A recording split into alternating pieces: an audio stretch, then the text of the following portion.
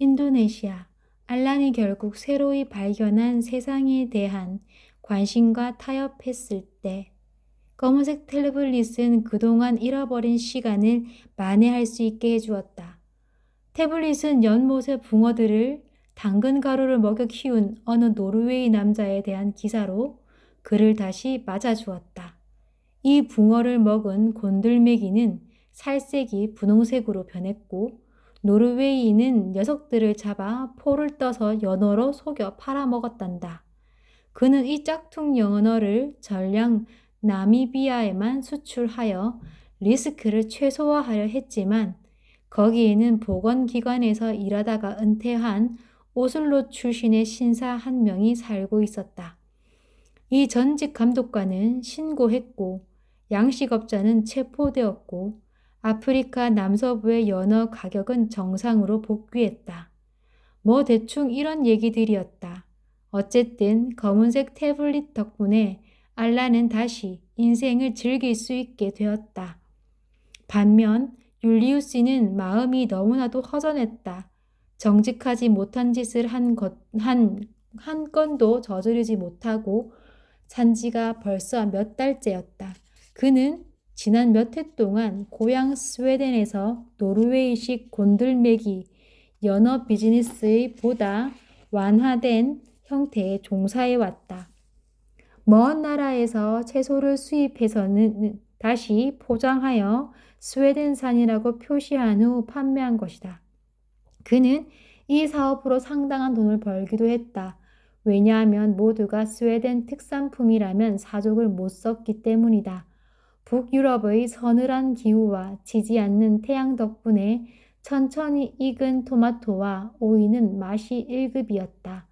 혹은 19세기 시기 칼 요나스 로베 알름크비스트가 멋지게 표현했듯이 오직 스웨덴에만 스웨덴 구스베리가 있다.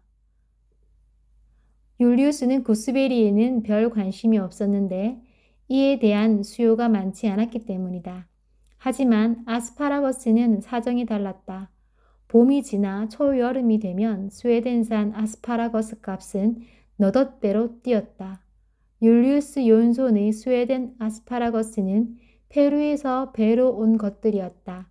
한동안 사업은 아주 잘 나갔다. 하지만 욘손의 중간 상인 하나가 욕심을 너무 내어 스웨덴 고틀란드산 딱지를 붙인 아스파라거스를 고틀란드 섬에서 아스파라거스가 수확되기 적어도 5주 전에 스톡홀름의 회초리 야트 시장에 내다 팔았다. 이것이 사기라는 소문이 떠돌기 시작했고 스웨덴 식품안정청이 정신을 차렸다. 예상치 못한 시간과 장소에서 3번의 불시 검사가 행해져 율리우스가 페루에서 수입한 물량 전체가 법의 이름으로 압수되고 폐기 처분된 것이다. 게다가 율리우스와 달리 중간 상인은 체포되었다. 어쩌겠는가 그게 중간 상인의 운명인 것을. 비록 법망이 조직의 핵심에까지 이르지는 못했지만 율리우스는 모든 흥미를 잃어버렸다. 그는 비정상적으로 점점 빼는 스웨덴에 지쳐버렸다. 아니 세상에 페루 아스파라거스를 먹고 죽은 사람이 한 명이라도 있단 말인가? 이제 양식 있는 좀도둑들은 더 이상 자신의 일에 열정을 느낄 수 없었다. 하여 율리우스는 은퇴하기로 마음먹었다. 그는 밀주를 조금 담그고 말코 손바닥 사슴을 두어 말이 사냥하고 이웃의 전기를 허락받지 않고 조금 끌어다 쓰면서 조용히 살아왔다. 그러던 어느 날 100살 먹은 어느 노인네가 그의 집 문을 두드렸다. 노인은 자기 이름이 알란이며 훔친 트렁크를 하나 가지고 있다고 말했고 그들은 보드카를 곁들인 화기애애한 저녁 식사 후에 그것을 열어보았다. 그 안에는 수천만 크로나의 거금이 들어 있었다. 그때부터 일들이 꼬리에 꼬리를 물고 이어졌다. 율리우스와 알란은 고집스레 이 돈을 회수하려 날뛰는 자들을 하나둘 떨쳐버리며 발리에까지 오게 되었고 그때부터 차분한 리듬으로 이 돈을 써온 것이다. 알라는 율리우스가 의기소침해 있는 것을 알아차렸다. 그는 무료해 하는 친구에게 뭔가 영감을 주고자 검은색 태블릿에 실린 세계 각지의 갖가지 비윤리적 사건들을 소리내어 읽어주었다. 이탈리아, 루마니아, 노르웨이의 일들은 이미 둘러본 터였다. 납세자의 돈으로 자신의 수영장과 극장을 지은 남아프리카 공화국 주마 대통령의 이야기는 아침 식사 내내 그들의 대화를 뜨겁게 달구었다. 또 세금 환급을 받으려고 한 번의 공연을 위해 드레스 7벌과 구두 18켤레를 경비 처리한 스웨덴 댄스 밴드의 여가수도 특별한 관심의 대상이었다. 하지만 율리우스의 쭈그러진 얼굴은 펴지지 않았다. 정말로 우울증에 빠지기 전에 뭔가 할 일이 필요할 듯 싶었다. 알라는 지난 100년 동안 걱정이라고는 거의 해본 적이 없었지만 친구가 이처럼 조금씩 시들어가는 것을 보고 있으니 마음이 편치 않았다. 그의 정신과 두 손을 바쁘게 해줄 무언가를 정말로 찾아내야 했다. 하지만 오래 고민하지 않아도 되었다. 어느 날 저녁 알란이 잠자리에 들고 율리우스는 아직도 우울한 생각을 곱씹고 있을 때였다. 율리우스는 호텔 바에 앉아 이 지역 특산주인 아라크 한 잔을 주문했다.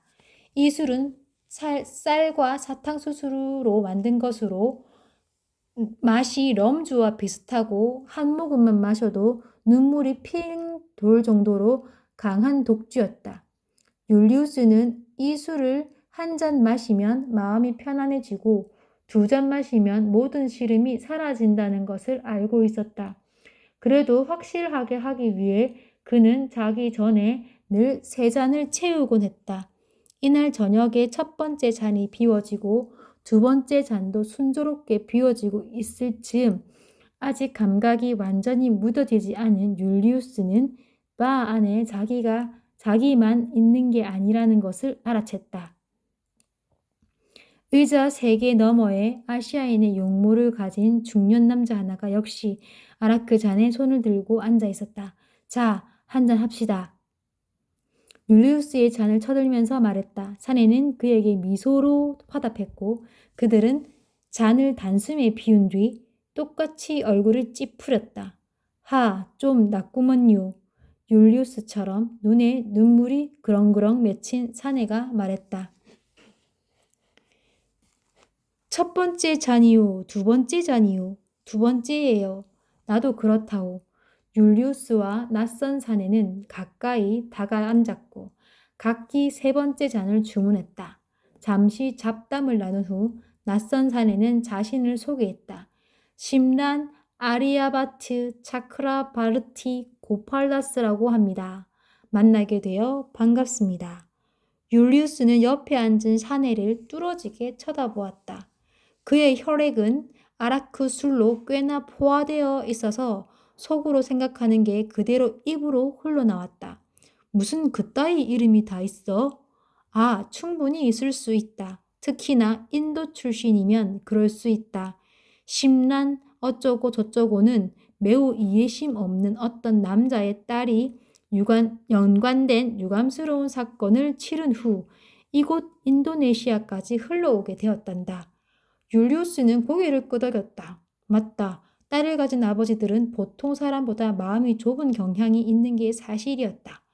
하지만 그렇다고 해서 발음하는데 반나절은 걸릴 그런 복잡한 이름을 가질 필요는 없지 않은가?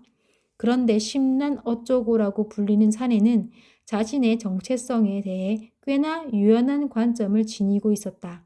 아니면 그냥 유머 감각이 좀 있었는지도 모른다.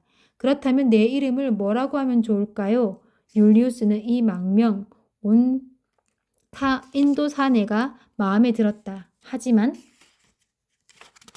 둘이 친구가 되기 위해서는 그 알아듣기 힘든 이름은 적합하지 않을 터였다. 그는 이렇게 대답했다. 구스타브 스벤손. 발음하기 쉽고 기억하기도 쉬운 좋은 이름이지.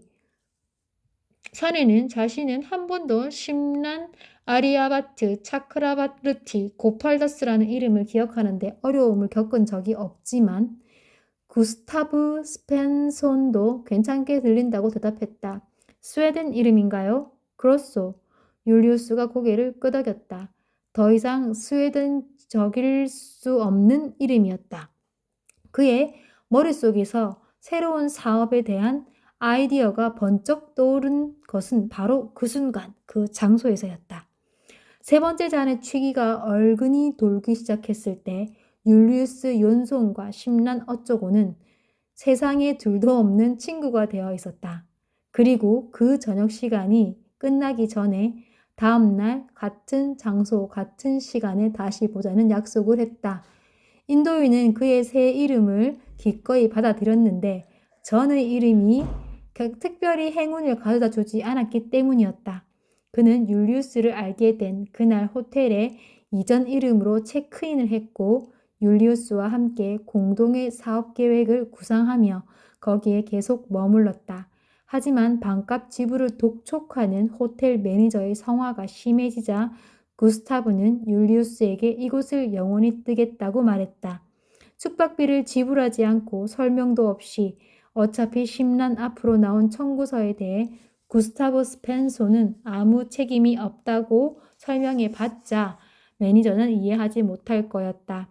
하지만 율리우스는 충분히 이해했다. 그럼 구스타브는 언제 떠나려는지 늦어도 15분 내로요. 율리우스는 이 결정 역시 충분히 이해할 수 있었다. 하지만 새로 생긴 친구를 잃고 싶지 않았기 때문에 알란에게서 받은 휴대폰을 그에게 내밀었다. 자, 받아. 서로 연락할 수 있게 말이야. 내 방에서 자네에게 전화를 하겠네. 자, 이제 빨리 가봐. 내가 만일 자네라면 주방을 통해 나가겠네.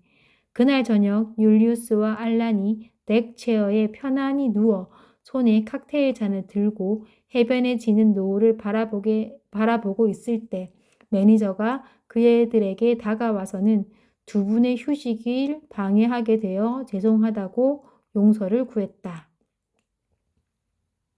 자신은 지금 1시간이 넘게 인도인 고객을 찾아 헤매는 중이란다. 윤순 씨, 혹시 심란 아리아바트 차크라바르티 고팔다스라는 이름을 가지신 고객분을 보지 못하셨나요? 요즘 두 분이 같이 계신 모습을 여러 번 봐서 심란 누구? 율리우스가 반문했다. 매니저는 인도인이 사라진 것을 연손 탓으로 돌릴 수는 없었지만 이 두 스웨덴 노인에 대해 극도의 경계심을 품고 있었다. 사실 인도인이 지불하지 않은 숙박비는 이 두 사람으로 인해 입을 수 있는 손해에 비하면 세 발의 피였다. 지금까지는 숙박비를 꼬박꼬박 지불했지만 최근 들어 그들의 청구서는 평소보다 금액이 불어나고 있었으므로 신중을 기할 필요가 있었다. 연손과 스펜소는 사업 얘기를 할 필요가 있을 때는 덴파사르 시내의 한 허름한 술집에서 만나곤 했다. 알고 보니 구스타브는 율리우스 못지않은 사기꾼이었다. 인도에서 그는 차를 렌트한 후 엔진을 갈아 끼워 반납하면서 수년 동안 남부럽지 않게 살아왔다. 일반적으로 자동차가 갑자기 7살을 더 먹어 폭삭 늙어버렸다는 사실을 렌터카 회사가 발견하기 위해서는 여러 달이 필요했고 그 사이에 차를 렌트한 수백 명의 고객 중에서 누가 범인인지 알아내는 것은 거의 불가능했다. 또 그게 직원들 중 하나일 수도 있었고 하여 번쩍거리는 고급 승용차들은 구스타브에게 일상의 일부분이 되었다. 나아가 그는 차가 멋질수록 예쁜 아가씨를 유혹할 가능성이 커진다는 사실을 발견했다. 이 방정식은 여러 차례 사실로 증명되었지만 오늘날 그는 가장 나중에 사귄 여자친구와 살아가는 사업을 뒤로하고 고국을 떠나야만 했으니 여자친구가 덜컥 임신을 해버린 것이었다. 구스타브가 전략적인 판단하에 청혼을 하러 갔을 때 국회의원이자 군인인 여자친구의 아버지는 그를 보병 제7사단에 쳐넣겠다고 위협했다. 정말 고약한 작자구먼. 율리우스가 혀를 끌끌 찼다. 자기 딸의 장래를 생각한다면 어디 그게 할 짓인가? 구스타브도 동감이었다. 그러나 여자친구의 아버지에게도 할 말이 있었다. 그는 자신의 6기통 BMW가 그가 업무차 싱가포르에 가 있는 동안 4기통 BMW가 되어버렸다는 사실을 발견한 것이다. 그래서 그자가 자네를 고소했나? 네, 아무 증거도 없는데 말이죠. 그래, 자넨 결백한가? 그건 중요한 문제가 아니지 않습니까? 결론적으로 구스타브 스펜소는 심란 아리아바트 차크라바르티 고팔다스가 이 세상에서 사라져버려 너무나도 홀가분하단다. 그 심란이 호텔과 정산할 시간도 없었던 게 정말 유감이에요. 자, 우리 건배나 합시다. 호텔바에서 그 우연한 만남이 있은 지 얼마 후 율리우스 욘손과 그의 동업자 구스타브 스펜소는 트렁크에 남아있는 돈으로 산속에 있는 아스파라거스 농장 하나를 인수했다.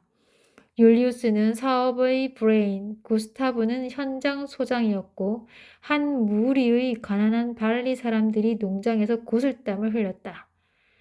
율리우스와 그의 새 파트너는 이전에 스웨덴에서 알았던 이들을 통해 파란색과 노란색 리본으로 예쁘게 묶은 구스타브 벤손의 향토 아스파라거스를 수출했다. 그들은 이 아스파라거스들이 스웨덴산이라고 아무 데서도 주장하지 않았다. 그것들의 스웨덴적인 요소가 있으면 약간 높은 가격과 인도 출신 재배자의 이름뿐이었다. 율리우스는 이 사업이 페루 프로젝트만큼 불법적이지 않은 것이 몹내 아쉬웠지만 모든 것을 다 가질 수는 없는 법이다. 더욱이 그와 구스타브는 부수적인 그리고 보다 은밀한 다른 사업 하나를 시작할 수 있었다. 스웨덴 아스파라거스가 국제적으로 너무나 명성이 높았기 때문에 구스타브의 발리 변종은 스웨덴에서 새로이 포장되어 세계 각국의 고급 호텔들로 팔려 나갈 수 있었다. 예를 들면 발리의 호텔들의 말이다.